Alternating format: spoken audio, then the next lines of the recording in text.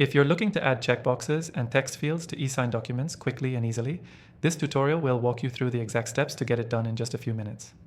Stick with me until the end because I'll be sharing an exclusive free trial for the software we're using today, available only to viewers of my channel.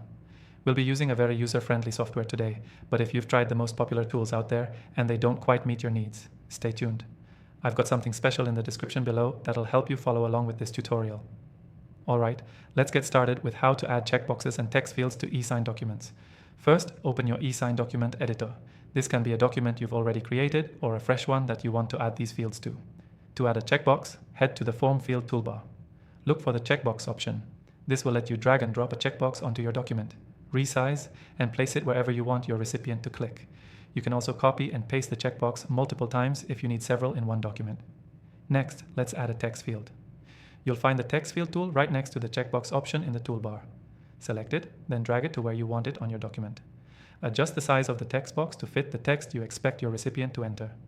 If you want to set any specific instructions or limitations, you can do that as well. Once you have your checkboxes and text fields placed, you can customize them.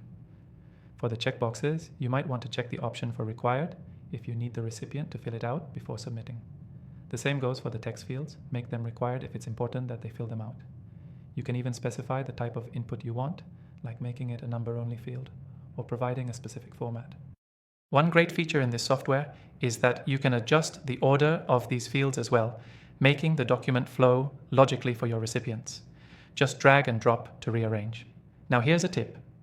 After placing your fields, it's good to preview the document. This will let you test all the fields, making sure the checkboxes are clickable and the text fields work properly. Trust me, you don't want to miss this step to ensure everything works as it should before sending it out. And that's it. It's really that simple to add checkboxes and text fields to eSign documents with our software. Key takeaway here, adding checkboxes and text fields is all about making your documents interactive and easy for recipients to complete. With just a few clicks, you can make any document ready for a signature in no time. Remember, if you want to follow along or try out this software yourself, I recommend taking advantage of the exclusive free trial I've linked in the description below.